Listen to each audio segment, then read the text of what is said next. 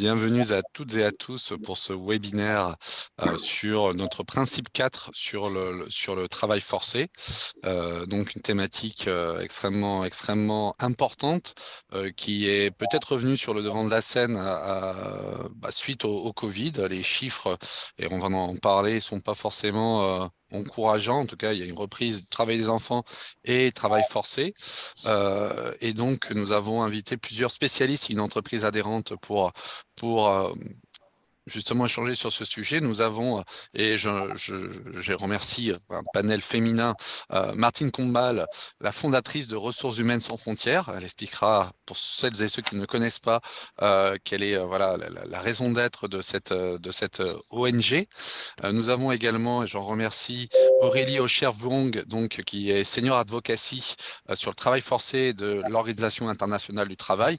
On ne présente plus l'OIT, qui est l'agence de la justice sociale des Nations Unies. D'ailleurs, aujourd'hui même, c'est la journée mondiale sur la justice sociale. Donc, peut-être aussi une manière de fêter cette journée aujourd'hui. Nous avons également une entreprise adhérente, une entreprise engagée. Nous avons Cécile Mulle, donc, qui est PDG du groupe Mulle Jean Gazinière. Donc voilà, qui est un membre de longue date pour voilà du pacte mondial.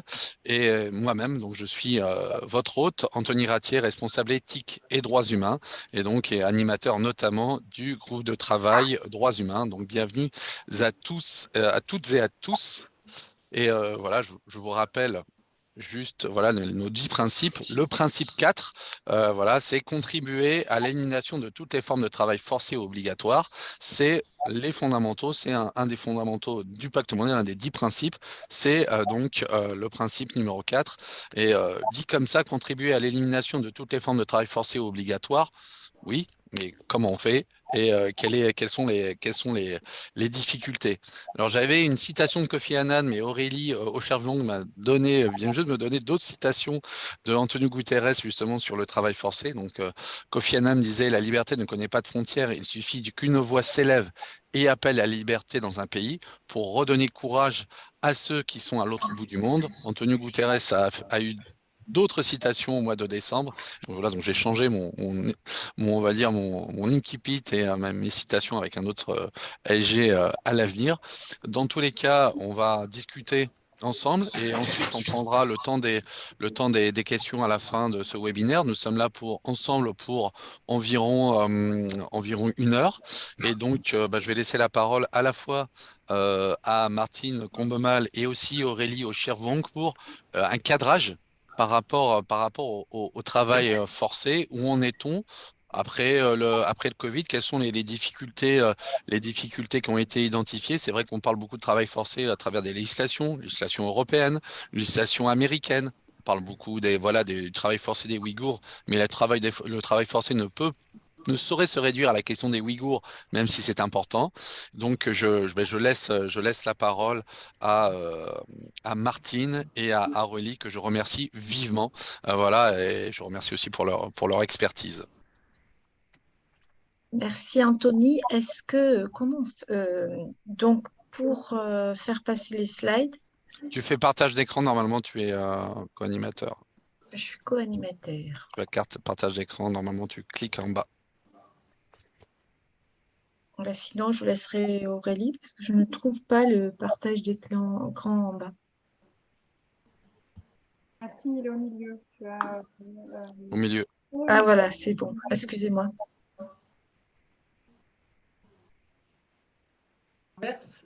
S'ils n'ont pas ça, Vous voyez mon écran? d'accord que ça peut être trop le monde. Mais s'ils n'ont pas ça, ça veut dire que c'est nous qui devons. Est-ce que vous voyez mon écran ou pas? Pas encore. Ok, donc partage d'écran, je vais appuyer. L'animateur a désactivé le partage d'écran par les participants. Je ne peux pas le Hop. faire, il faut que tu actives mon écran. Ok, hop. Animateur. Hop. Normalement. Je ne peux toujours pas faire. Maintenant, normalement, ça devrait être bon si tu es co-animatrice. Ok. Voilà. C'est bon? Oui, tu as commencé le partage. Et voilà. Voilà, on arrive. Donc, je vais Il paraît que je suis très bavarde, donc je vais essayer d'aller direct de parler beaucoup plus vite et de répondre à vos questions plus tard. Et c'est vraiment le travail forcé, c'est un sujet que l'on traite à Ressources Humaines Sans Frontières depuis 18 ans. C'est quand j'ai créé l'association. Aujourd'hui, on travaille sur la base de 3 convictions. La première, c'est refuser. Il n'y a pas d'excuse au travail forcé, au travail des enfants. Et puis, nul n'est besoin d'exploiter la misère des autres. C'est-à-dire que l'histoire nous a montré qu'on peut bien vivre sans s'appuyer sur la misère des autres. Le deuxième point, c'est que quand même, il y a des interactions, des difficultés et qu'il faut comprendre les causes parce que l'approche manichéenne n'a jamais apporté de résultats et c'est parce qu'on comprendra les causes qu'on pourra agir. Ceci demande du temps et nous avons créé un lab qui s'appelle le Lab U7 auquel le ministère des Affaires étrangères et notre fonds de dotation qui réunit des entreprises participent de façon à pouvoir expérimenter sur le terrain après avoir renforcé les capacités de tout le monde et puis ensuite pour partager les résultats mutualisés.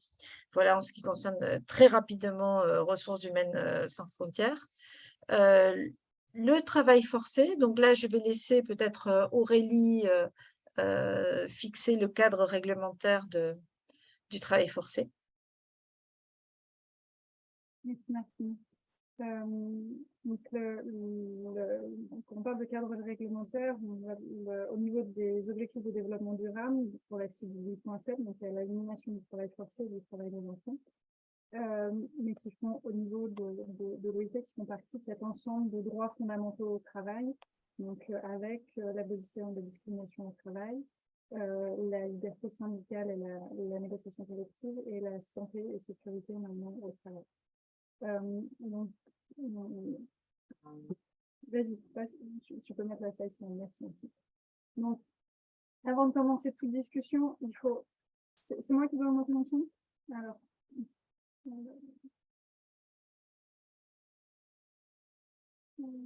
Je suis déjà à bloc. Je peux parler plus fort. Est-ce que vous m'entendez mieux comme ça? Ouais. On n'entend pas très bien. Est-ce que vous m'entendez, moi? Est-ce que c'est mieux comme ça? Ah, c'est mieux. C'est beaucoup mieux. Ok, merci. Donc, avant de parler de rentrer dans le détail, dans la pratique de ce qu'on peut faire contre le travail forcé, je vais commencer par expliciter un petit peu la définition de quoi parle-t-on quand on parle de travail forcé. Donc, c'est la Convention de l'OIT numéro 29 qui a été adoptée en 1930 qui définit le travail forcé comme tout travail ou service exigé d'un individu sous la menace d'une peine quelconque et pour lequel le dit individu ne s'est pas offert de plein gré. Donc, ce qui est important, pourquoi cette définition est importante? Parce que ça va nous donner l'étendue de la protection contre le travail forcé. C'est-à-dire que quand on parle de tout individu, donc on parle d'adultes, d'enfants, de nationaux et de travailleurs migrants, tout travail ou service, ça veut dire peu importe l'activité qu'ils exercent, avec ou sans contrat de travail, toutes ces personnes sont censées être protégées contre le travail forcé. Et les deux éléments constitutifs du travail forcé, c'est vraiment cette idée de la menace d'une peine et du caractère involontaire. C'est-à-dire que, donc quand on parle de caractère involontaire, c'est-à-dire que la personne ne l'a pas librement accepté en toute connaissance de cause. Donc là, on va rentrer dans tout, par exemple, les formes de travail forcé où il y a eu des fausses promesses sur la nature du travail, sur les conditions de travail, qui sont très courantes.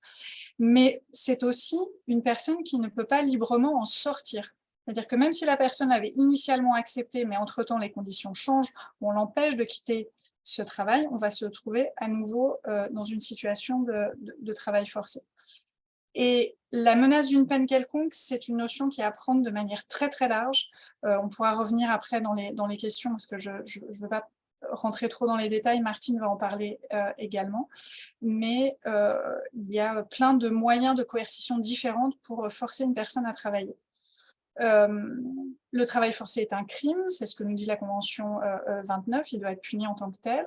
Ce qui est intéressant, c'est que cette convention a été à ce jour ratifiée par 178 États membres de l'OIT, donc on peut dire que c'est une définition qui est presque universellement acceptée dans le monde. Et ce qui est également intéressant, c'est de mentionner qu'elle fait, donc, comme je disais, partie des principes et droits fondamentaux au travail. Et donc, en tant que tel, non seulement les États membres doivent, donc les pays qui ont ratifié cette convention, c'est un texte juridique contraignant, doivent rendre des comptes sur comment ils l'appliquent, mais même ceux qui ne l'ont pas ratifié, parce que ça fait partie des principes et droits fondamentaux au travail, doivent rendre des comptes à l'OIT sur la façon dont ils l'appliquent. Donc ça, c'est un point qui est assez intéressant. Martine, tu peux passer là? Merci. En 2014, on a adopté un nouveau protocole pour compléter cette convention, parce que, comme je vous l'ai dit, elle avait été adoptée en 1930, donc c'était un contexte historique, social, économique complètement différent, et il y avait besoin de compléter cette convention. Là où c'est intéressant, c'est que donc le protocole, comme la convention, sont ratifiés par des gouvernements, donc elles imposent des obligations au pays qui l'a ratifié. Donc la définition ne change pas, on garde celle de 1930. Les États doivent prendre des mesures efficaces de prévention, de protection des victimes, mais aussi pour leur garantir l'accès à la justice. Mais ce qui est intéressant, c'est que les employeurs ne sont pas absents de ces instruments. Comme vous le savez, l'OIT est un organisme, c'est l'agence des Nations Unies à être tripartite, c'est-à-dire que nous avons des représentants pour chaque pays, non seulement des gouvernements, mais aussi des employeurs et des travailleurs. Et le protocole mentionne que les organisations d'employeurs et travailleurs doivent être consultées pour élaborer les plans d'action nationaux sur le travail forcé et les politiques nationales, que les actions qui sont prises sur le sujet doivent être systématiquement prises en coordination avec ces mêmes organismes, donc organisations d'employeurs et de travailleurs. Et on mentionne aussi l'appui à la diligence raisonnable pour le travail forcé, que ce soit de la part des secteurs publics et privés. Donc voilà pour le cadre réglementaire. Je laisse la parole à Martine pour la suite. Alors, le cadre réglementaire est très important et fait évoluer pas mal les situations de travail forcé, mais il ne faut pas oublier qu'il n'y a pas d'inspection de travail internationale. Le travail forcé est souvent dû aux migrations d'un pays qui n'a pas de main-d'œuvre, pas assez de main-d'œuvre, et qui va faire venir des personnes venant d'un autre pays qui ont trop de main-d'œuvre et encore plus pauvres. L'application de la loi est hétérogène puisque les inspections du travail ne sont pas parfois pas assez solides. Et le travail forcé s'appuie sur des phénomènes systémiques qui qui engendrent encore plus de difficultés. Donc, comment travaille-t-on là-dessus? Déjà, on peut se demander combien il y a de personnes en situation de travail forcé. Donc là, je laisse encore Aurélie. Donc, je vous présente rapidement, merci Martine, je vous présente rapidement les dernières estimations de l'OIT. Donc, il y a près de 28 millions de personnes en travail forcé. Sur ces 28 millions, on a 17,3 millions qui se déroulent dans l'économie privée. C'est-à-dire que c'est vraiment la vaste majorité des cas de travail forcé. Comme Anthony le disait en introduction, on a des cas dont on parle beaucoup médiatiquement, mais le travail forcé imposé par l'État, c'est moins de 4 millions de personnes. Donc, on n'est vraiment pas sur la majorité. Et après, on a à peu près un peu plus de 6 millions dans tout ce qui est prostitution, exploitation sexuelle commerciale. Et ensuite, tout le reste, donc la majorité, 17,3, c'est le secteur privé. Je vous ai juste mis, voilà, je ne veux pas vous assommer de chiffres, mais juste quelques chiffres pour comprendre un petit peu la répartition. Donc, on a malheureusement encore des enfants en travail forcé, mais majoritairement des adultes. Ici, c'est une répartition générique femmes, jeunes filles et hommes, jeunes garçons. Mais bien évidemment, d'un secteur à l'autre, ces répartitions changent énormément. Donc, on va avoir beaucoup plus de femmes qui sont en travail forcé dans le secteur domestique, beaucoup plus d'hommes dans la construction, par exemple. Et en termes de secteurs, donc les secteurs économiques principaux, on va avoir 32% des victimes qui se trouvent dans le secteur des services, à l'exception du travail domestique, qui est à part, donc, parce que sinon ce chiffre serait beaucoup plus important si on incluait aussi le travail domestique, mais tout ce qui est commerce, transport, tout ce qui est hôtellerie, restauration, etc. près de 20% dans l'industrie manufacturière, et ensuite on trouve la construction et l'agriculture. En sachant que le travail forcé se déroule absolument dans tous les secteurs, mais ça c'est pour vous donner vraiment les secteurs qui sont plus importants. Et en termes de répartition géographique, là on est sur les chiffres absolus. Donc il est toujours important de se rappeler quand on regarde ces chiffres-là, qu'on parle des chiffres absolus, qui est donc bien évidemment la majeure partie des victimes se trouve en Asie, mais qui est aussi là où se trouve la majeure partie de la population globale. Donc si on regarde la prévalence, c'est-à-dire le nombre de victimes par rapport au nombre total de la population, on n'a pas du tout ces mêmes chiffres, et on a par exemple les pays arabes qui sont beaucoup plus importants en termes de prévalence qu'en chiffres absolus. Je m'arrête là, je peux répondre à vos questions après. Donc, je vous disais que le travail forcé, c'est la manifestation de systèmes complexes. Pourquoi? Parce qu'il y a des causes multiples, des acteurs multiples et des interactions multiples. Les chaînes de sous-traitance sont vastes, plus elles sont vastes, plus on a de risques. Et du coup, face à cette complexité, on sait tous que les systèmes complexes sont résilients. Donc, si on applique une solution simple, simpliste, à un système complexe, on va entraîner une adaptation de ce système complexe, mais on ne résoudra pas le problème.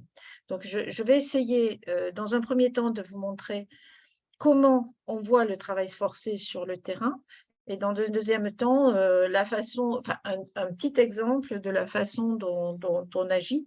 Mais personne n'a de solution.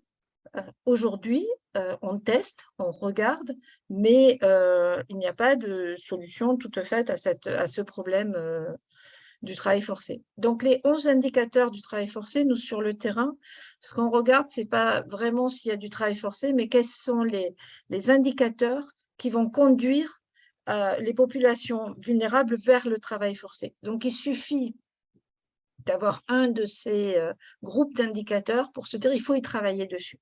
C'est ce qui va mettre les situations vulnérables en danger, et donc on ne va pas attendre d'avoir du travail forcé pour agir. Donc le consentement, Aurélie en a parlé, le consentement, c'est… alors on parle de la migration qui est légale, hein, c'est-à-dire une entreprise qui a besoin de main-d'œuvre et qui va s'adresser à une agence. Cette agence va s'adresser à une autre agence dans un pays ou une autre agence dans le même pays, mais localement. Et elle va proposer à une personne qui a besoin de travailler un contrat de travail. Le problème, c'est que ce contrat de travail, comme le disait Aurélie, est souvent vicié. Donc, le consentement, je vais vous montrer un exemple tout à l'heure, le consentement n'est pas vraiment libre et éclairé. Entre ce qu'on lui promet et ce qu'il va avoir, il y a une grosse différence, et notamment en termes budgétaires. Notamment, il doit payer des honoraires ou des frais qu'il n'a pas le droit de payer, en tout cas sur les honoraires, si on s'appuie sur le droit international. Les contraintes, c'est que comme il a eu un consentement vicié, il va devoir faire des heures supplémentaires, même si c'est volontaire en apparence. En fait, c'est parce qu'il doit rembourser des dettes. Ces dettes, si on les cumule, parfois, c'est de 1 à 3 ans de salaire. Alors, je vous parle de Taïwan, mais Taïwan, c'est un des pays qui accueille beaucoup de main-d'œuvre, mais la Malaisie aussi, et puis on a vu aussi d'autres pays. C'est tous les pays où il manque de main-d'œuvre, on a besoin de main-d'œuvre et toutes les filières. Donc, l'agriculture est dedans, ainsi que… Voilà. La contrainte. Le troisième point, c'est l'isolement. Souvent, c'est des gens qui ne parlent pas la langue, qui sont isolés et qui ne peuvent pas, qui n'ont pas de représentants de personnel pour les aider. Et enfin, la liberté de mouvement, que on traduit par l'absence de passeport, mais l'absence de passeport n'est que la partie cachée de l'iceberg de la liberté de mouvement. Alors, comment ça se passe? Du pays d'origine, une personne par son chef de village ou autre, on va lui proposer une opportunité d'accès à la France. Ensuite, il va signer un premier contrat, puis un deuxième contrat. qui va être dans une langue souvent qu'il ne connaît pas, et qui va lui dire, là, vous devez payer, puis il va avoir des dépenses auxquelles il ne s'attendait pas, donc qui vont le rendre en situation de dépendance par rapport à son employeur, et on retrouve les 4 séries d'indicateurs que je vous ai montrés sur le travail forcé, donc d'une situation, c'est la situation de devoir payer son emploi, qui le rend, entre autres, en situation de dépendance. Alors, le cas de Taïwan, donc ce que je vous montre, c'est des contrats réels, hein, des parties de contrats réels, mais qui sont vraiment, quand je dis très répandus, nous, on n'a vu que ça. Et donc là, c'est les documents de l'entreprise. Souvent, les entreprises aujourd'hui, et c'est pour ça que je vous alerte, prennent des engagements sur le développement durable, poussent leurs sous-traitants ou leurs filiales à adhérer au Global Compact, écrivent des rapports de développement durable, sont évalués par EcoVadis, sont à Fairtrade ou autres, et ont beaucoup de labels ou de certifications. Ils écrivent qu'évidemment, tout le monde gagne le minimum et qu'il n'y a pas de travail forcé chez eux. Quand on creuse un peu plus loin et qu'on regarde les contrats, par exemple, ce contrat, c'est le contrat de travail des Philippines. Donc, le travailleur ne paye ni le logement, il a un billet gratuit aller-retour Philippines-Taïwan, et il n'a pas payé de frais de recrutement. En fait, il le paye toujours, mais en sous-main. Mais bon, ce n'est pas écrit dans le contrat. Le deuxième affidavit, quand la personne va prendre l'avion, on lui fait signer un contrat qui est le contraire du premier contrat, où il devra payer des frais de pension et le billet aller-retour, entre autres. Donc, vous voyez, là, c'est ce qu'on appelle les contrats différents, qui souvent ne sont pas écrits dans la même langue. Et quand il arrive sur le terrain à Taïwan, il va signer un troisième contrat, alors que je ne vais pas vous lire, mais le troisième contrat est souvent un contrat pour faire plaisir aux auditeurs, qui est écrit pour faire plaisir aux auditeurs, notamment, donc la fin, hein, les demandes sont formulées de mon plein gré, je comprends le présent document. Il demande à l'entreprise de conserver son passeport et tous les autres documents pour éviter de les perdre. Donc, pour éviter de les perdre, c'est comme si les migrants étaient une seule entité, c'est-à-dire que l'ensemble des migrants a peur de perdre son passeport. Et puis, le prélèvement des frais qui sont toujours écrits de façon à montrer à l'auditeur que c'est volontaire. Quand on regarde, alors je vais très vite, hein, parce que Cécile a des choses très intéressantes à nous dire, donc je vais très vite, mais on pourra en discuter.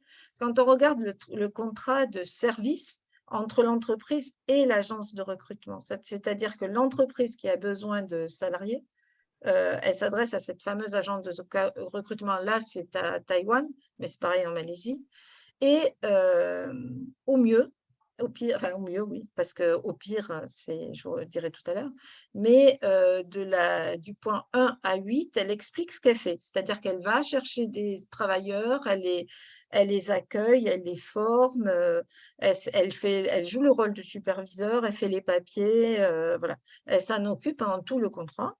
Et les frais que doit payer l'entreprise sont égaux, comme vous le voyez au numéro 9, à 0. C'est-à-dire que l'entreprise ne paie rien.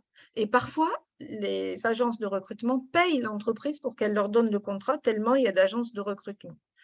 Donc, on est dans un système, c'est systémique, hein, à Taïwan, c'est systémique, et entre autres, et les frais de recrutement ne sont pas payés par l'entreprise.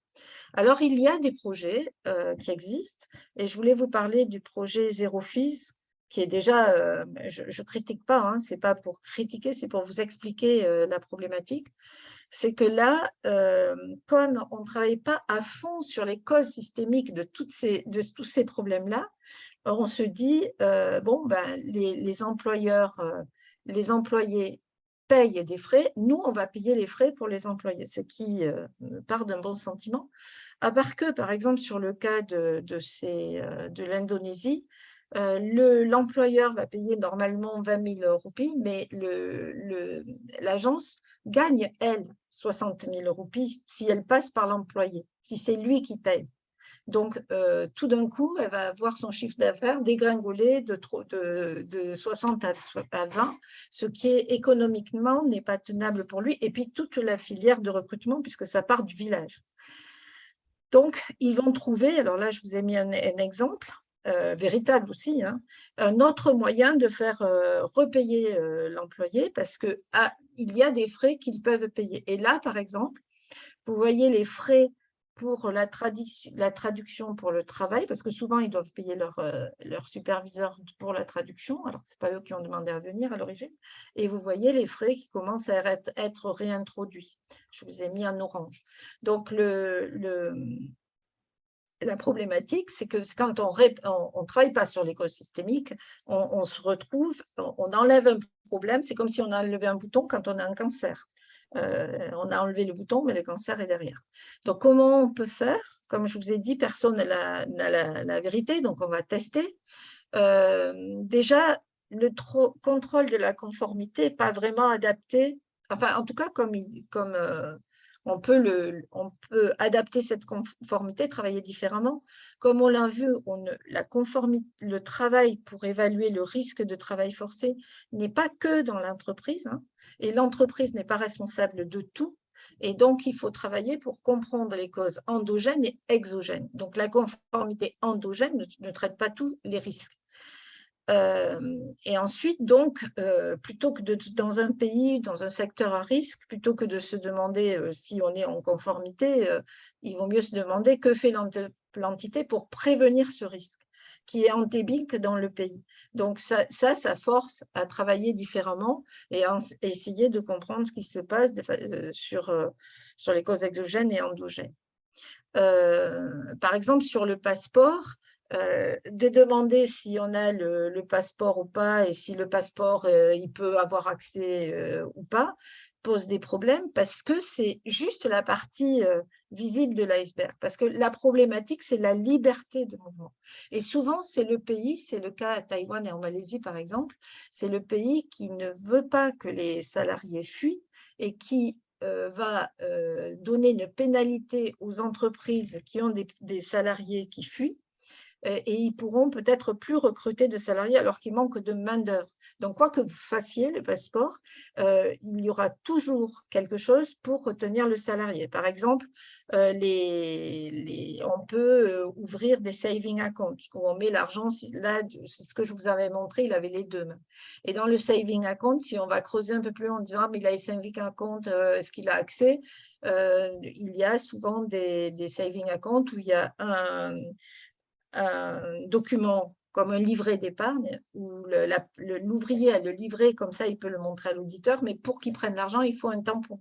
Et ce tampon, c'est l'entreprise qui le garde. Donc, il y a une capacité d'innovation pour ne pas donner cette liberté de mouvement à l'ouvrier qui est due aux causes exogènes aussi et endogènes parce qu'il n'y a pas des RH responsables pour garder la personne qui aura tendance à fuir.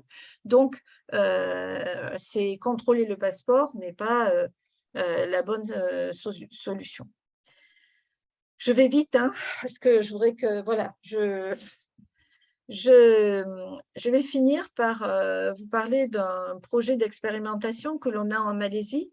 Donc, ce projet d'expérimentation est avec l'AFD. C'est une entreprise française qui a une filiale en Malaisie. Et puis, on travaille avec le fonds de dotation, le ministère des Affaires étrangères et bien sûr dans le cadre de notre Lab 8-7, puisque l'objectif est de partager, d'améliorer et de construire. Donc, l'objectif de ce projet, c'est évidemment de prévenir le travail forcé, le travail des enfants et le travail forcé en particulier, puisqu'il n'y avait pas trop de… Mais quand on parle de travail des enfants, c'est aussi le travail des jeunes, jusqu'à 18 ans, des apprentis, etc. Il fallait passer les personnes au cœur de tous les processus, c'est-à-dire que non seulement on essaie de créer un modèle de recrutement transparent et équitable, mais aussi de RH responsable pour garder les ouvriers, et puis faire en sorte que les ouvriers aient une expérience migratoire réussie, c'est-à-dire que cette migration qui au départ était due à une migration économique, faire en sorte que les personnes qui vont revenir chez elles dans leur pays puissent développer les compétences qu'ils ont apprises et préparer le terrain du retour. Et enfin, on va mutualiser l'expérience parallèle du Lab 8-7 et contribuer à la construction d'un modèle d'excellence qu'on fait déjà, qu'on essaie de travailler dans le secteur agricole, au plan social, sociétal, environnemental et économique. Donc, pour vous donner un exemple, en Malaisie, on a travaillé pendant 1 an sur le renforcement des capacités internes et puis pour la construction, puisqu'on est partenaire du ministère des Affaires étrangères, ça nous aide à négocier avec les États et ça nous aide aussi à comprendre les accords qu'il y a entre États et voir comment on peut influencer des décisions. Le renforcement des capacités des parties internes est très important parce que souvent, des entreprises parlent avec des ONG locales ou rencontrent des ONG locales, mais le langage n'est pas le même. Les ONG locales ne savent pas toujours parler aux entreprises et les entreprises pas toujours parler aux ONG locales. Donc, notre objectif, c'est d'apprendre à se parler et aussi d'apprendre aux ONG locales à parler au gouvernement et aux institutions locales. Donc, on travaille ensemble, on se nourrit les uns des autres, c'est pas top-down, hein, on se nourrit, c'est transversal. Et on est content des résultats parce que maintenant, les gens apprennent à se parler, apprennent à voir où sont les problèmes et à construire ensemble. Donc là, on était dans l'étape, on a fini l'étape de co-construction. On travaille avec une anthropologue, sociologue, qui a une chaire à l'université en Malaisie et qui étudie le profil des migrantes. C'est des femmes qui avaient tendance aussi à se prostituer, on a compris pourquoi. Et pourquoi? Parce que ça va nous permettre de construire en interne un système de RH responsable avec elles et leur permettre aussi de revenir dans le pays en ayant construit un modèle qui leur permet de travailler et qui est adapté à eux. Donc voilà, donc on a compris. Et puis, on a remonté la filière de recrutement jusqu'au village. Et là, ça ne suffit pas parce qu'il y a un problème économique et nous, on ne sait pas le régler. Donc, on travaille avec une autre université sur la problématique économique. Comment on fait pour ne pas déstabiliser tout un pays quand on veut ne pas payer de fees et réduire les frais au maximum. Donc, comment on fait? Donc là, on va travailler avec une autre université sur la partie économique. On a commencé à recruter et maintenant, on va expérimenter le système de gestion des ressources humaines. Au bout de 3 ans, on espère pouvoir partager les résultats. Déjà, on commence à partager et à publier avec les universités avec lesquelles on travaille. Et avec aussi le Lab et le ministère des Affaires étrangères. Donc, travailler avec toutes les parties, en résumé, ce que je peux dire, c'est que travailler avec les parties prenantes, non pas pour travailler avec les parties prenantes, mais là où sont les nœuds, et trouver parce que chacun a la solution à un nœud du problème, et trouver à tous les niveaux où sont les nœuds du problème, et chacun peut intervenir à chaque niveau, c'est la façon dont on essaie de travailler. Voilà, merci beaucoup. Cécile, j'espère que je t'ai pas pris trop de place.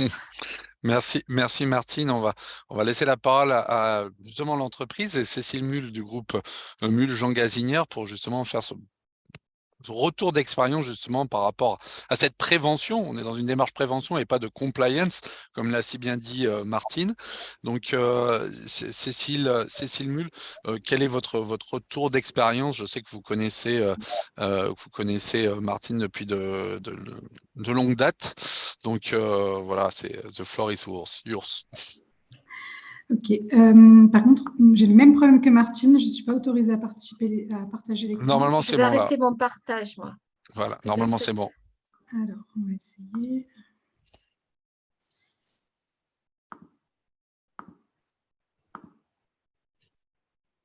Est-ce que vous voyez mon... Est-ce que vous voyez ma... Oui, c'est bon, Cécile, on voit. Ma fenêtre, c'est bon? Très bien. Alors, je vais commencer par présenter un petit peu notre groupe. Donc, je suis Cécile Mull, je suis présidente du groupe Mull. Donc, c'est un groupe de taille moyenne et familiale. Donc, je suis la 5e génération d'une famille d'agriculteurs, donc en France, dans la région de Grasse, et on est spécialisé dans la culture de plantes à parfum et aromatiques. Notre groupe a commencé son développement industriel dans les années 70 afin de préserver et de valoriser notre activité agricole en ouvrant de nouveaux débouchés par l'intégration des activités d'extraction et de distillation. Et c'est grâce à cette vision stratégique que notre groupe possède aujourd'hui un profil unique dans le secteur aromatique, à la fois agricole et industriel. Depuis 40 ans, donc, nous transformons des matières premières végétales et nous produisons des extraits pour les industries aromatiques, alimentaires, de la parfumerie, de la cosmétique, une activité qui s'est développée au fil des ans en dehors de la saisonnalité de nos matières premières locales, de nos plantations ici en Pays de Grasse, avec l'approvisionnement de plantes provenant également de l'étranger. Les principales régions du monde, Afrique, avec Madagascar par exemple, Afrique du Nord, Afrique équatoriale, l'Europe sur différents terroirs et Amérique du Sud. Donc, aujourd'hui, de par notre positionnement du groupe, en amont, donc vous l'aurez compris, du secteur de l'aromatique, cela va impliquer un niveau de connaissance et d'expertise pointu sur les matières premières qui va nous permettre demander que l'on accompagne la mise en place de programmes de filières d'approvisionnement avec deux objectifs clés, maîtriser la qualité de nos matières premières et garantir une traçabilité jusqu'aux parcelles de production. Et notre démarche s'appuie sur 3 principes.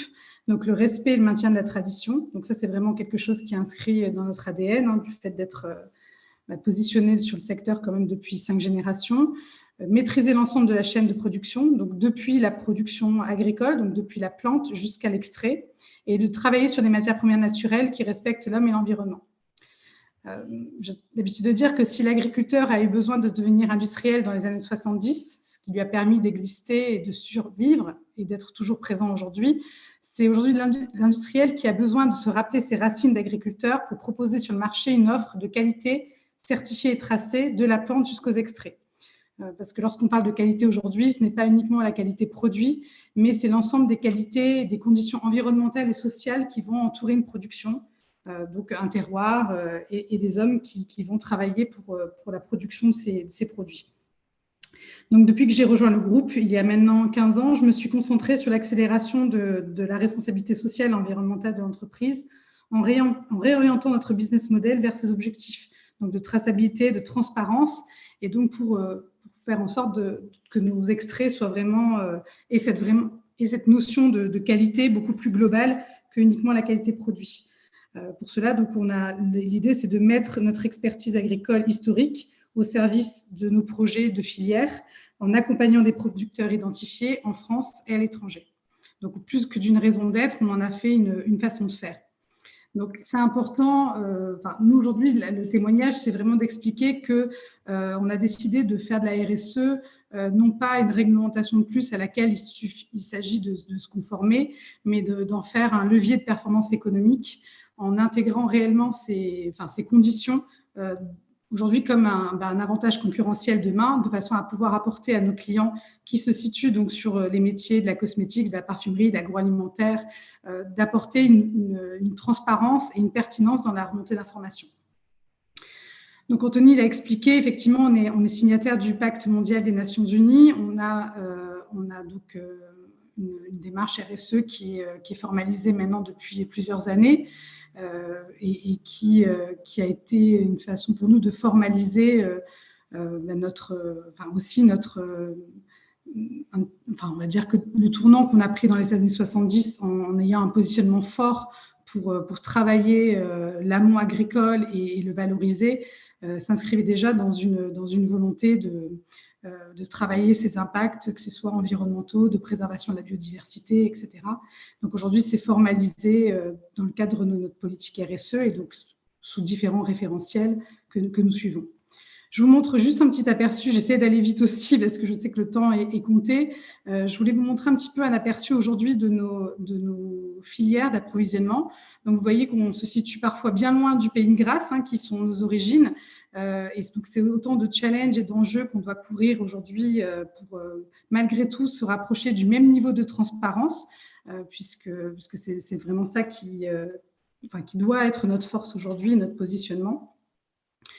Donc voilà, donc on a des filières qui sont présentes à différents endroits. On a en particulier les matières premières aromatiques qui sont utilisées pour les métiers de la parfumerie, de l'aromatique, de l'agroalimentaire, poussent parfois sur des territoires qui ajoutent une complexité de par les enjeux géopolitiques et culturels qui vont être présents. Voilà. Donc nous, on a d'abord commencé à travailler ce sujet des filières d'un point de vue purement qualité. On avait intégré des sujets d'hygiène, de sécurité, d'environnement, en nous appuyant sur des référentiels d'audit classiques. Et on s'est rapidement rendu compte que le pilier social était un enjeu, était vraiment un enjeu à traiter en parallèle et en tout cas de façon profonde, et que c'était lui qui permettrait de faire en sorte que toutes les actions qu'on allait pouvoir ensuite mettre en place sur la filière soient pérennes. Et on s'est rendu compte que sur les aspects sociaux, on s'est rendu compte de la limite de certains audits ou de certaines grilles, en tout cas, de travail. Parce que quand on parle de social, il y a cette crainte parfois de fournisseurs du risque de déréférencement qui va perturber la transparence des échanges. Et donc, on a voulu casser cette vision sanction et donc de travailler une démarche un petit peu, en tout cas, sur mesure, et qui va être, vous allez voir, une démarche par filière, et c'est là d'où on la rencontre aussi avec RHSF. Donc, au départ, notre méthodologie, c'est une méthodologie classique d'audit, de diagnostic. On va plutôt parler d'ailleurs de diagnostic terrain, en s'appuyant sur des grilles comme le grille du SMETA, par exemple, qui est une grille assez complète, qui permet de couvrir vraiment les 4 piliers du développement durable. Ensuite, on a une cartographie générale des enjeux. Donc là, jusque-là, on est sur quelque chose d'assez classique. Mais voilà, nous, la particularité, c'est qu'on va ensuite descendre très bas, vraiment très proche de la matière première, en travaillant ensuite une cartographie par filière et en travaillant derrière sur la filière réellement à la mission, à la tâche. Voilà. C'est vrai que cette connaissance que l'on a du métier agricole, qui est notre métier, nous permet de pouvoir avoir un dialogue privilégié, en tout cas des échanges très directs et en tout cas, on parle d'agriculteur à agriculteur. Donc, on arrive en étant sur le terrain, au contact avec les producteurs, à obtenir en tout cas des informations pertinentes. Et c'est ça la force que nous mettons en avant aujourd'hui. Donc, nous avons, je disais tout à l'heure, nous avons donc décidé d'intégrer nos filières d'approvisionnement en réduisant le nombre d'intermédiaires, en profitant de notre expertise agricole pour nous positionner vraiment au plus près possible de la filière, de façon à avoir une bonne communication, une bonne compréhension des enjeux. On a aussi cette chance, en étant une structure de taille moyenne, de pouvoir avoir des leviers d'action localement plus importants. Nous ne sommes pas une marque, nous ne sommes pas un grand groupe. On peut donc travailler en prenant le temps nécessaire, en tout cas, avec les différents partenaires et travailler, on va dire, en profondeur les sujets. C'est exactement ce que Martine expliquait dans sa présentation, prendre le temps de résoudre, en tout cas, de comprendre les problèmes pour travailler en profondeur et de façon à ce que nos actions derrière soient des actions durables. Et en intégrant donc un des piliers importants, qui est le pilier économique, c'est-à-dire en s'engageant à côté des producteurs. C'est vrai que de par notre histoire, où on est nous-mêmes devenus industriels pour garantir des débouchés à notre activité agricole, qui dans les années 70, dans le pays grassois, souffrait donc d'un déclin de la demande pour les produits locaux. On sait à quel point la notion d'engagement est primordiale pour monter des filières durables. Donc, c'est vrai qu'en jouant, nous, ce rôle d'intermédiaire entre un producteur et une marque ou un grand groupe, on est également le trait d'union et le portage économique nécessaire pour travailler une relation durable. Donc ça, ce sont le travail que l'on a fait, que l'on commençait à faire. et sur lequel, donc comme je disais tout à l'heure, on a pu voir des limites, d'où après le rapprochement avec l'ONG RHSF et notre intégration au Lab 8-7. Mais voilà, déjà sur notre modèle économique, ce que je voulais préciser, c'est vraiment cette… en tout cas, je n'ai pas l'ensemble des noms des participants aujourd'hui à ce webinaire, mais en tout cas, ce qui est important, c'est de dire que pour travailler sur la prévention de risques, sur le travail forcé, pour travailler sur l'amélioration de nos enjeux sociaux tout au long de notre chaîne d'approvisionnement, il y a vraiment des clés de succès sur lesquelles il faut absolument qu'il y ait un engagement tripartite entre le client final, la société qui est au contact, alors dans notre cas, notre groupe par exemple, et un producteur, une communauté, une coopérative, pour lier, pour co-construire ensemble, pour travailler sur cette notion de qualité qui aujourd'hui doit être bien au-delà d'une qualité produit. Et il faut savoir avoir un discours de positionner le fournisseur comme un partenaire. Ce sont des sujets difficiles, des sujets longs. Martine le disait, la solution, on n'a pas des solutions clés en main. Il faut pouvoir avoir le temps. Alors, prendre le temps, c'est pas se dire qu'on reporte au lendemain, c'est prendre le temps, en tout cas, de travailler en profondeur les sujets et surtout de lier sécurisation, qualité et performance économique. Et ça, c'est vrai que les crises économiques que nous pouvons traverser parfois peuvent remettre en question, en tout cas, cette notion de durabilité, de partenariat, de visibilité. Et pourtant, c'est ce qui est aujourd'hui la clé pour travailler durablement ces enjeux-là. Donc nous, voilà, on a voulu se positionner de par notre expertise comme intermédiaire. Donc aujourd'hui, nous portons le risque de l'engagement. C'est un coût, effectivement, mais c'est comme cela qu'on souhaite se positionner aujourd'hui et pouvoir apporter donc ce niveau cette remontée d'informations, ce niveau de transparence à nos clients sur les extraits que nous proposons. Donc, pour nous accompagner sur ces sujets-là, qui sont des sujets techniques, d'experts sur ces domaines sociaux, on a décidé d'adhérer et de faire partie donc,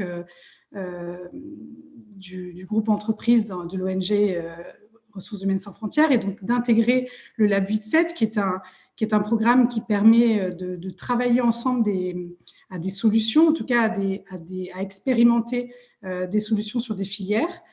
Donc avec notre expertise agricole et les filières que l'on couvre, on peut effectivement être un lieu d'accueil pour expérimenter ensemble. Et aujourd'hui, donc, c'est comme ça qu'on travaille sur différentes filières avec RHSF pour nous accompagner, pour vraiment prendre le temps de diagnostiquer, d'analyser, de comprendre ensemble les différents enjeux et surtout former nos équipes, puisqu'aujourd'hui, on pouvait avoir une formation technique, agricole, évidemment, une formation de qualité, d'audit, mais la sensibilité et être formé à identifier des risques de travail forcé, on a eu ce besoin-là d'être accompagné par des experts et donc on a choisi ce travail avec RHSF. Donc, l'idée, c'est vraiment de comprendre et co-construire, donc ce que je disais tout à l'heure, comprendre, analyser, développer, puis expérimenter.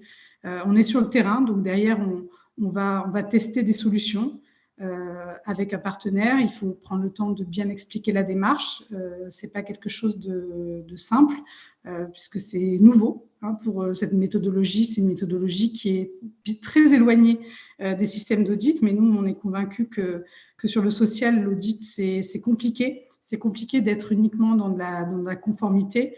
Avant d'être dans la conformité, il faut vraiment travailler à des solutions. Et on se rend compte, nous, qu'une solution qui fonctionne dans un pays en Europe ne va pas forcément fonctionner dans un pays, pourtant, lui aussi en Europe, et à l'étranger, c'est encore bien différent. Et pourtant, sur des mêmes matières premières, des mêmes fleurs qui vont avoir les mêmes itinéraires de culture, etc. Donc, c'est à la fois un mix entre la matière première, le lieu de culture, le pays, etc. Donc, c'est un ensemble de choses qu'il faut prendre en compte. Donc, on rentre dans une cartographie qui va vraiment descendre à la tâche agricole. Par exemple, si on prend un exemple sur de la rose, par exemple, en Bulgarie, qui est une filière que l'on a travaillé notamment avec RHSF.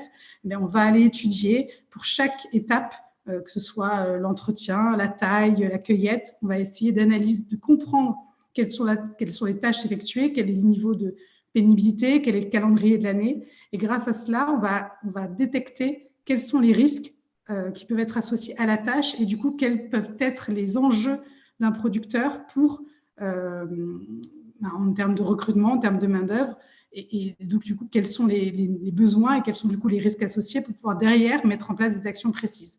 Donc, on rentre réellement dans le détail. Ça, c'est quelque chose qui ne peut pas être fait si les sociétés, effectivement, ne sont pas au contact. À titre personnel, je considère que ça ne doit pas être que la responsabilité d'un grand groupe ou d'une marque, mais au contraire, les PME ont un vrai rôle à jouer en matière de développement durable, car souvent elles ont un profil comme le nôtre, d'être des sociétés qui vont être en lien direct avec des acteurs en amont sur la chaîne. Et donc, il y a une vraie une nécessité, en tout cas, d'intégrer chaque acteur de la chaîne comme un partenaire pour travailler ensemble sur des remontées d'informations fiables, plutôt que uniquement être dans l'audit ou du questionnaire classique, comme ce qu'on peut avoir plutôt sur de la qualité ou de la sécurité. Voilà, donc ça, c'est... en tout cas, nous, c'est comme ça qu'on propose et qu'on présente nos actions. Aujourd'hui, on a des... pour l'instant, on porte beaucoup à notre niveau à nous, et l'idée, c'est d'intégrer de plus en plus de clients dans la démarche parce qu'on a aussi nos besoins d'avoir cette visibilité, cet engagement, et c'est comme ça qu'on arrivera, en tout cas, à apporter des solutions qui sont durables. Je vais juste terminer rapidement sur un des points aussi, un des projets que l'on a au sein du Lab 8-7 avec RHSF. Et là, pour le coup, très précisément, notamment en France, avec on va dire l'historique et l'expérience sur notre département des Alpes-Maritimes et sur notre sujet du secteur agricole. On a, par exemple, pour montrer un des sujets aussi que le lab peut être amené à travailler. On travaille sur la notion de revalorisation du métier agricole.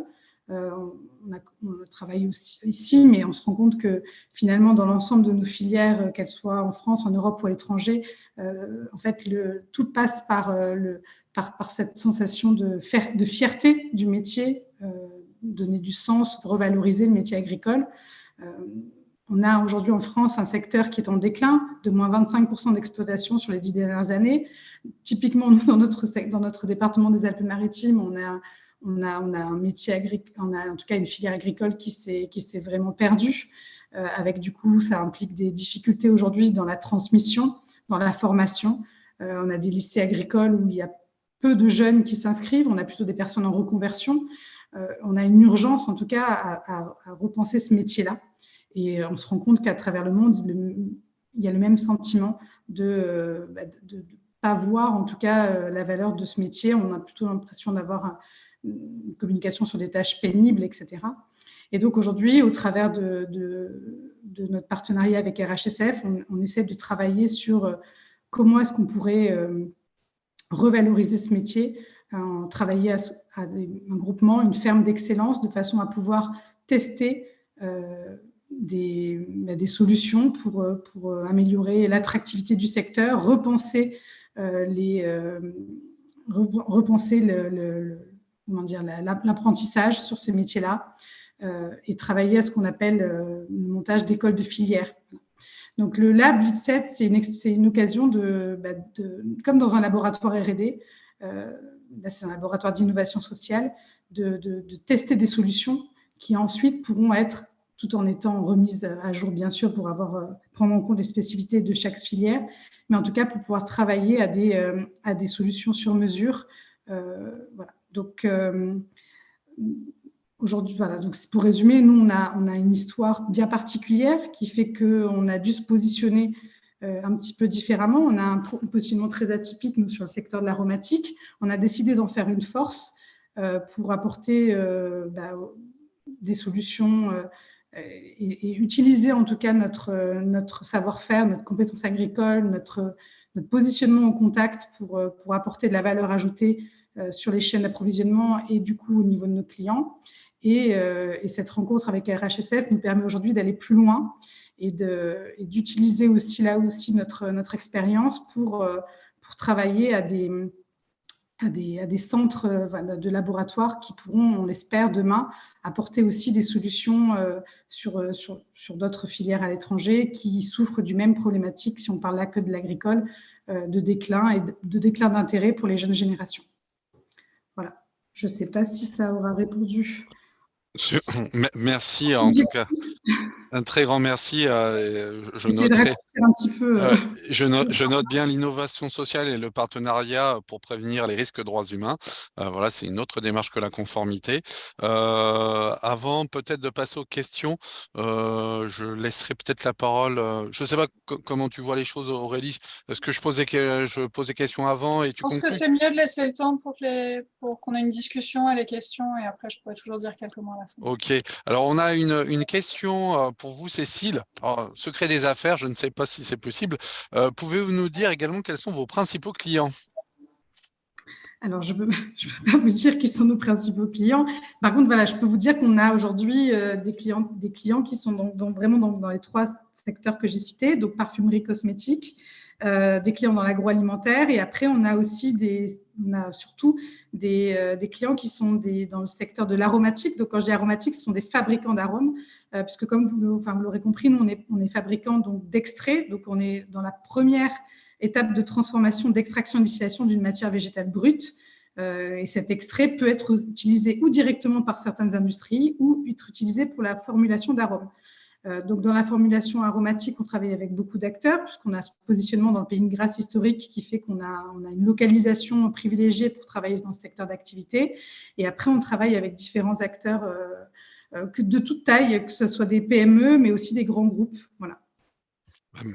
Merci. On a aussi une autre question, alors plutôt pour Martine ou Aurélie, on parle beaucoup de travail forcé à l'étranger, j'en ai parlé tout à l'heure avec les Ouïghours. Quelle est la réalité en France, notamment dans les secteurs agricoles et BTP, et le travail proposé aux migrants en France? Tu as parlé aussi de migrants tout à l'heure, Martine. Aurélie, tu veux que j'en parle? Alors en France, les mêmes principes, les mêmes causes, les mêmes effets. Hein. On manque de main-d'œuvre en agriculture, on manque de main-d'œuvre dans le bâtiment et travaux publics. Le bâtiment et travaux publics est en concurrence avec l'agriculture quelque part, puisque c'est les mêmes profils. Quand je dis des profils, c'est-à-dire de gens qui vont migrer. Et du coup, on a en tout cas des risques de travail forcé en France, et puis on voit les conditions parce qu'il y a des agences intermédiaires, etc. Donc oui, et il y a du travail des enfants aussi, puisque le travail des enfants, c'est jusqu'à 18 ans, et donc l'apprentissage mal maîtrisé, avec des conditions de travail indécentes, c'est du travail des enfants. Merci beaucoup, si je peux juste compléter ça. Quand je parlais des estimations mondiales tout à l'heure, on a estimé que les travailleurs migrants, tout pays confondu, donc y compris en France, ont 3 fois plus de risques d'être en travail forcé qu'une personne non migrante. Et effectivement, il y a eu des cas dans l'agriculture, dans la construction, il y en a en Europe, donc c'est absolument pas quelque chose qui est anodin. On a eu aussi beaucoup de cas par rapport à des travailleurs faussement détachés. On est toujours en fait c'est un petit peu ça qui est important, et c'est ce que disaient à la fois Martine et Cécile. Nous, on travaille en collaboration avec les employeurs, mais aussi par exemple avec l'inspection du travail, pour détecter ces cas de travail forcé, parce qu'on a des cas, on va dire, extrêmes qui sont faciles à identifier comme étant une situation d'exploitation abusive, mais on a toute cette zone grise où est-ce qu'on est à la limite est-ce qu'on est juste dans une situation où on a un salaire qui est inférieur par exemple au salaire minimum, ou qui sont des mauvaises conditions de travail par exemple non conformes avec des normes d'hygiène ou de sécurité, où est-ce qu'on commence à être dans de l'exploitation plus sérieuse et est-ce qu'on est dans une situation de travail forcé. C'est les difficultés dont parlait Cécile pour arriver à comprendre et analyser les situations sur place sont des difficultés que connaissent aussi les inspecteurs du travail pour décider si oui ou non on est dans une situation de travail forcé et ne pas s'arrêter à dire juste c'est du travail non déclaré. Donc c'est évident qu'on a ces situations en France, en Europe, et pas seulement dans un pays lointain qui concernerait uniquement la chaîne d'approvisionnement internationale. Merci beaucoup Aurélie. J'ai une question. Avez-vous prévu la diffusion d'un replay? Alors, on est en train d'enregistrer, donc normalement il devrait y avoir un replay. Mais pour pouvoir y avoir accès, je vous invite on va dire, à flash-coder ce questionnaire de satisfaction pour justement voir la suite. Est-ce qu'éventuellement on fait des ateliers, travail forcé avec l'OIT, RHSF ou d'autres éléments, voir vos retours. Et j'ai aussi des questions, alors plusieurs questions, notamment deux pour Cécile Mule. La première, c'est comment votre démarche est reçue par vos fournisseurs producteurs? Alors, comme je disais, on a, je pense, le profil un peu particulier du fait qu'on soit nous-mêmes agriculteurs. On se positionne vraiment, déjà ce sont déjà des producteurs avec lesquels on travaille, donc il y a déjà un relationnel. Et on a, nous, de par notre positionnement, on a déjà une façon de considérer la relation fournisseur un petit peu particulière. Enfin, il faut savoir qu'on s'engage aujourd'hui, nous, sur des durées avec les fournisseurs qui ne sont pas des campagnes annuelles, mais on essaie de suivre le cycle de vie d'une plante et on peut avoir des contrats d'engagement jusqu'à 15 ans avec certains fournisseurs. Donc, il y a déjà de toute façon une relation qui est liée à la mise en place d'un programme agricole et qui tient compte des conditions de ces programmes agricoles que l'on connaît. Donc, on est déjà dans une discussion qui est vraiment de l'ordre du partenariat et j'insistais beaucoup sur cette notion-là parce que si elle n'existe pas, effectivement, c'est compliqué de mettre en place une démarche d'analyse sociale si la relation de partenariat n'existe pas. En tout cas, d'ouverture et de discussion. C'est vraiment quelque chose d'important.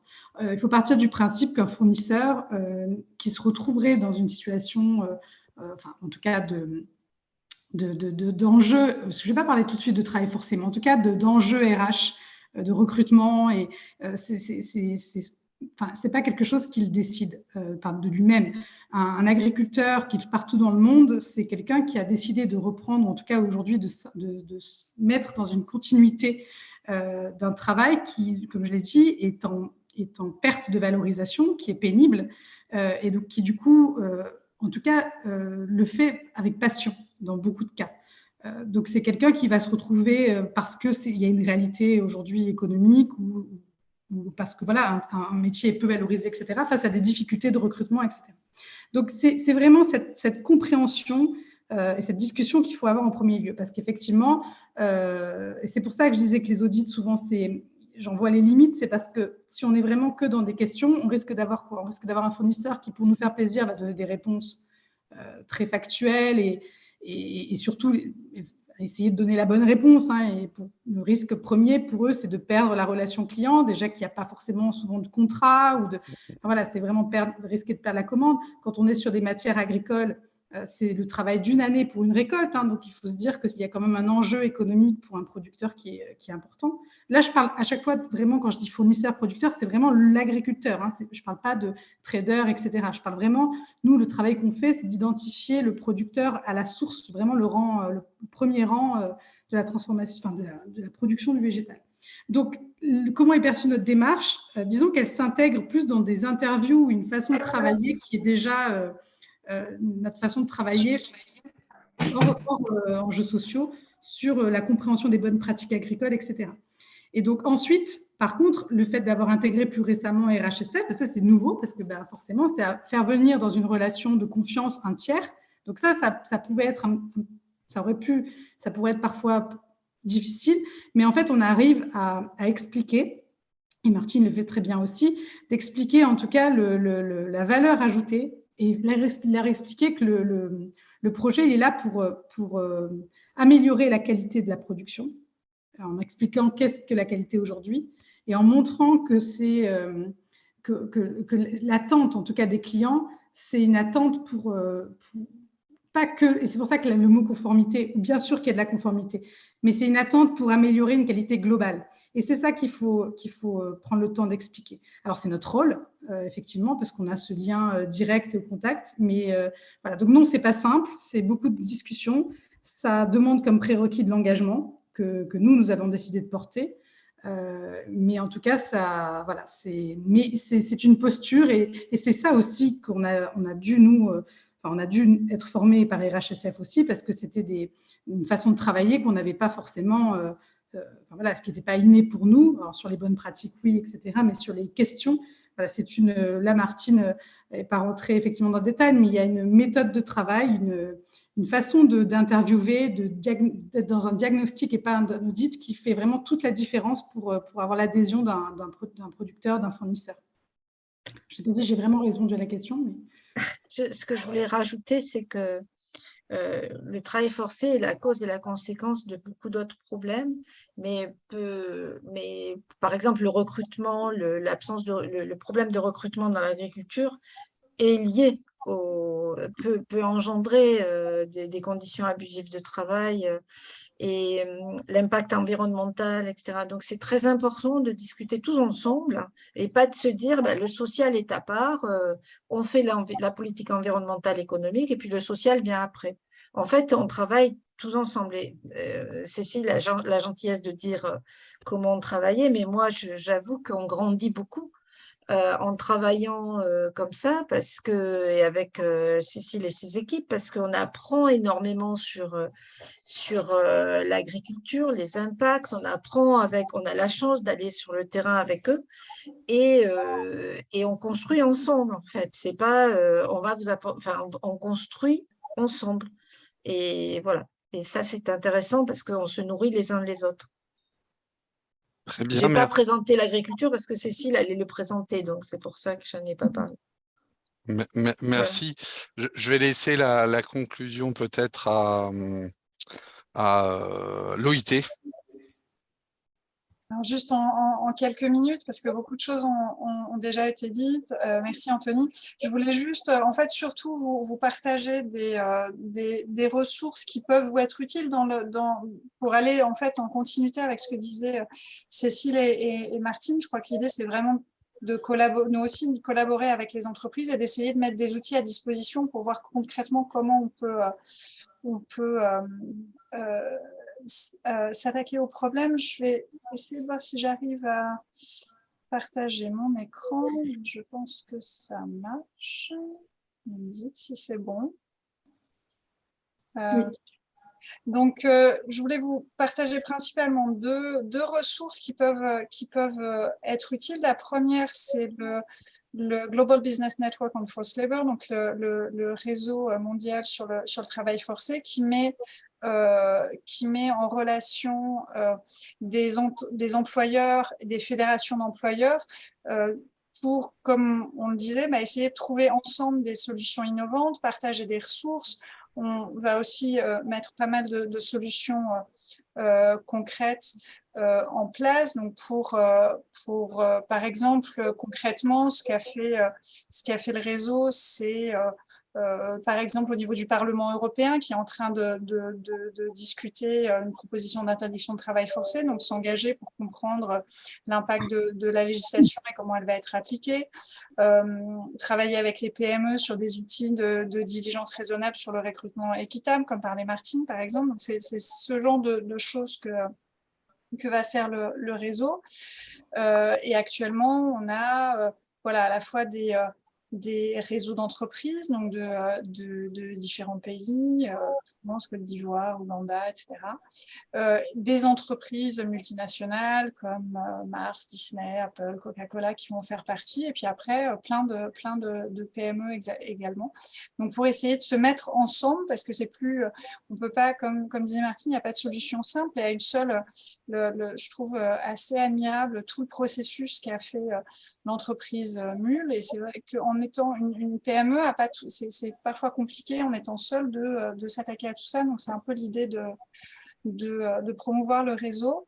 Et l'autre chose qui est une source d'information encore, c'est l'Observatoire sur le travail forcé qu'on a lancé en décembre et qui permet d'avoir des informations par pays. Donc, on a alors, il n'existe que en anglais pour l'instant, mais on a des informations donc, par thématique sur les différentes pratiques en place dans chaque pays, que ce soit en termes de, par exemple, frais de recrutement, comme parlait Martine, du cadre législatif, les politiques, etc., mais qui vous permet aussi de faire une recherche par pays, donc sur un pays qui vous intéresse parce que vous avez justement des fournisseurs dans ce pays, vous allez pouvoir chercher et dans chaque pays avoir des informations sur donc la législation, donc ce qu'on a trouvé comme cas de travail forcé, donc à quel point il y a c'est propagé ou non, le cadre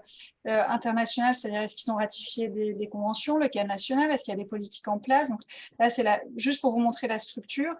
Et après, dans chaque section, on va avoir des informations sur voilà, quels sont les secteurs touchés, quel est le cadre juridique en place, donc quelles sont les lois en place pour réguler le travail forcé, prévention, donc est-ce qu'il y a des mesures sur justement la diligence raisonnable, etc. Donc ça fait partie des ressources qu'on met en place pour les entreprises. Je les partagerai, les liens dans le chat, et je pense que c'est aussi sur la page de ressources dont Anthony parlait dans le chat.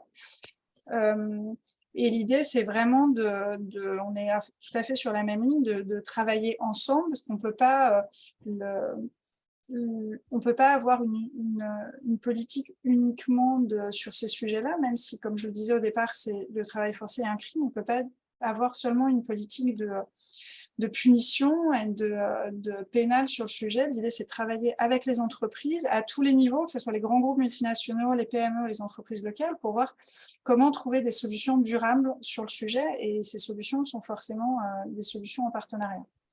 Donc, mais je m'arrête là. Merci à vous. Et s'il y a d'autres questions. Ce que je voulais dire sur le site que tu as présenté, Aurélie, nous, il est vraiment très, très intéressant. Nous, on s'appuie là-dessus, on a écrit ce qu'on appelle des cartes de vigilance qu'on demande aux entreprises de tester, des cartes de vigilance qui s'appuient pour mettre à jour tout ce qui est externe aux cartes de vigilance dans l'entreprise, sur, bien sûr, ce document qui est vraiment une ressource très intéressante. Et que le partenariat avec, que ce soit l'État, les organisations, enfin le fait de travailler ensemble est vraiment très important. Et sur ces documents aussi, parce qu'on peut enrichir de ce qui se passe à l'intérieur de l'entreprise. Ce n'est pas la peine de refaire la même chose. L'OIT nous fait un travail magnifique avec ce qu'elle a présenté. Donc, ce n'est pas la peine de faire la même chose. Par contre, on peut s'appuyer dessus pour dire ce qui se passe réellement dans l'entreprise, avancer. Donc, c'est vraiment, nous, avec Aurélie, on a fait le dessin que vous avez derrière, on a fait une exposition ensemble avec l'OIT. Il y a vraiment des choses à faire, vraiment, et pas être redondant, justement, utiliser tout ce qui se fait sur les cartes pays. Les cartes pays et le guide qu'on a écrit là-dessus, nous, on le partage à condition qu'on l'expérimente et qu'on nous donne les résultats de l'expérimentation. Parce que sinon, on ne partage pas. Parce que sinon, ça ne sert à rien. Donc, voilà. En tout cas, moi, je suis contente de travailler avec Aurélie et Cécile depuis des années. Merci beaucoup, Martine. Merci à Aurélie, merci à Cécile. Et toi aussi, Anthony. Je t'ai oublié, pardon.